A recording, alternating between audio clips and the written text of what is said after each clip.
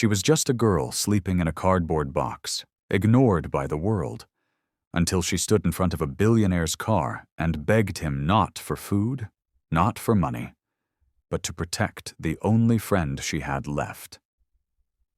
What he did next stunned the entire city. The rain fell hard that night in New York City, turning sidewalks into streams and alleys into cold rivers of sorrow. But in a forgotten corner near the edge of a high-end shopping district, a cardboard box shifted slightly under a dripping awning. Inside it, curled like a stray cat, was Willow, 17. Thin, soaked, and clutching a threadbare backpack to her chest. She didn't ask for much. She didn't speak unless she had to. But today, something was different. Because her friend, a boy named Eli, had gone missing. They'd stuck together since the shelter closed 6 weeks ago. Shared food, blankets, silence. And now, he was just gone. Word on the street was he'd been taken by someone in a black SUV, no plates, no name. Willow's eyes were tired, but her heart was alive with fire. She waited in the cold, outside the Titanium Tower, where New York's most elusive billionaire, Cole Maddox, was set to leave after a late-night meeting. They said he was ruthless, untouchable, not the kind of man who stopped for cardboard boxes. But she didn't care. When his armored car rolled forward, Willow stepped into the street, shaking, drenched but unflinching. The car slammed to a stop. Security leapt out, shouting. She didn't run. She held up her hands. "I don't want your money," she shouted. "I just want you to help find my friend, please. I know who took him. I just need someone powerful enough to stop them." The back window rolled down. Cole Maddox stared at her, stone-faced, silent, a girl, a box, a name. "Eli," she repeated, tears mixing with rain. "They took him because we knew something. Please, he's all I have." For a long moment, the billionaire said nothing. Then quietly, he opened the door. "Get in." The security team froze, and Willow? She didn't move out of fear. She moved because a single door had finally opened in a city that had shut her out for years. And what happened next would shake the foundations of power and prove that even those who have nothing can still change everything. Willow sat stiffly in the leather seat of Cole Maddox's armored car, water dripping from her sleeves, eyes darting like a wild animal waiting to be caged. But Cole didn't speak. He simply studied her. "Start from the beginning," he said, his voice low, calm, and razor-sharp. She clutched her backpack tighter. "Eli and we were staying behind the old metro station. A week ago, we saw something. Something we weren't supposed to." Cole raised an eyebrow. "What did you see?" Willow swallowed hard. "A van. 2 men. They were dumping crates, guns, lots of them, some marked with military seals. We didn't mean to watch, but they saw us. And? They followed us, tried to grab us the next day. We ran, hid. Eli told me not to say anything, but then 2 nights ago he went out for food and never came back." Her voice cracked.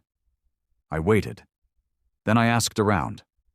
A guy said he saw Eli get forced into a black SUV with no plates, same one we saw that night. I think they took him, and I think he's going to disappear if someone doesn't care." Cole leaned forward, his jaw tense. He hit a button on the console. "Jules.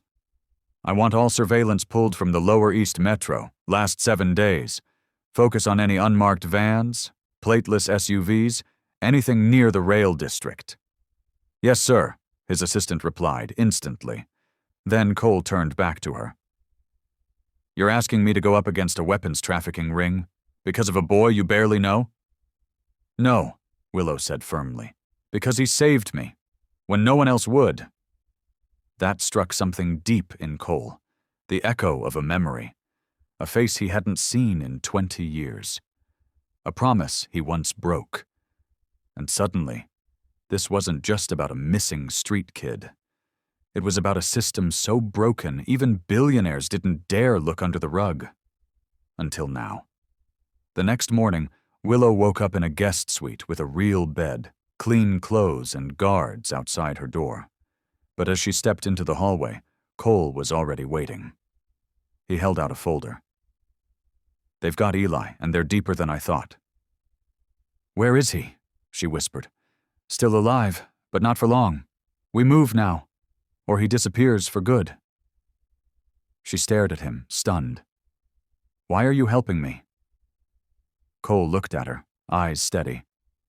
"Because you didn't ask me to save you.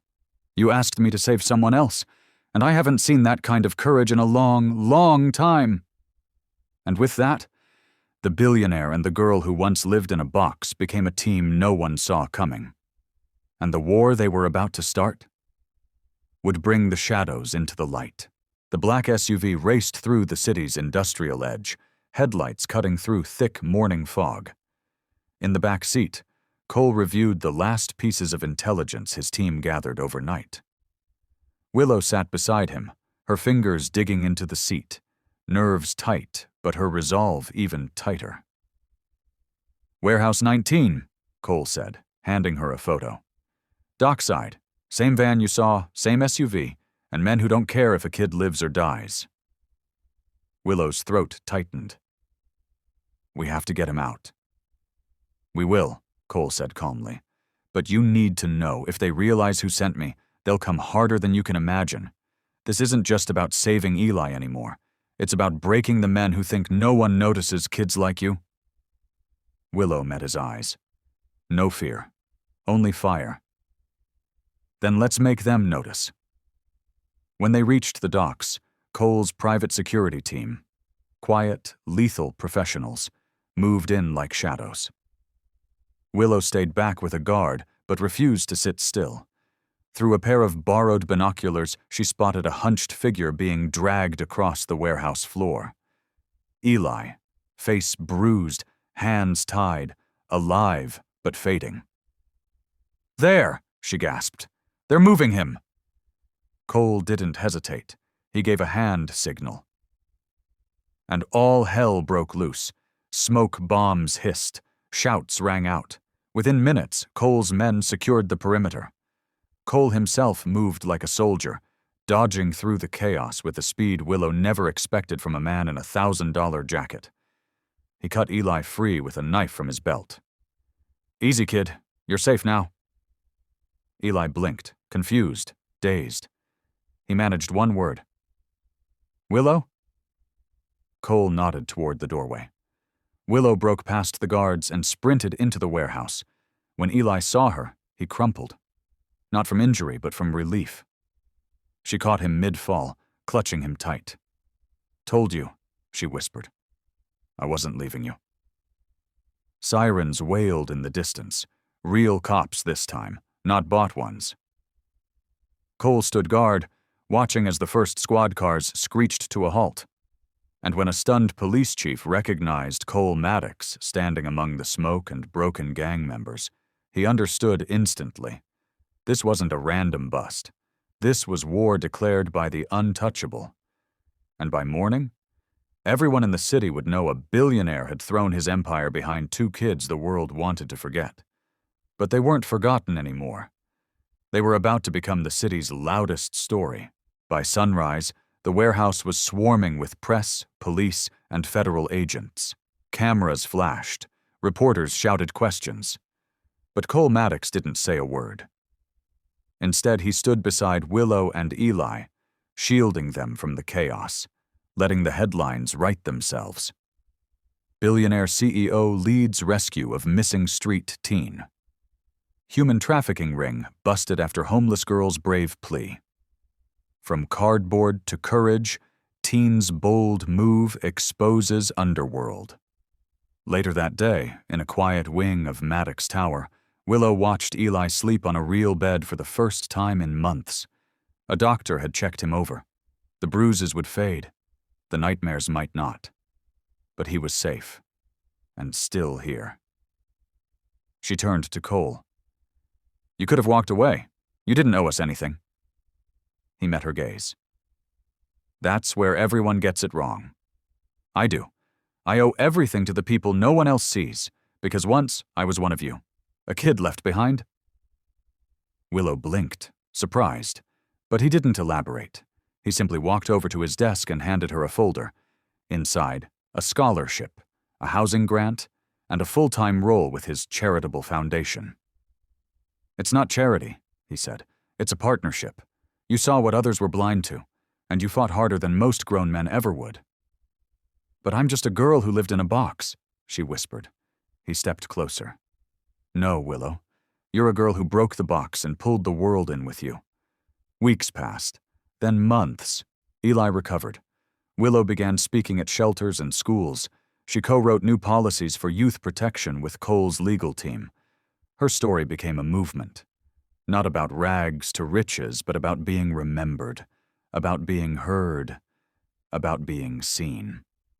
On the wall of the Maddox Foundation's youth center now hangs a photo. A girl in a weathered hoodie, standing beside a boy she refused to leave behind. And beside them, a billionaire, not looking down at them, but standing shoulder to shoulder. The caption reads, "She asked for nothing, but gave everything that mattered." Because sometimes the richest people in the world aren't the ones who build towers. They're the ones who kneel beside a cardboard box and say, "You matter. Let's change everything together."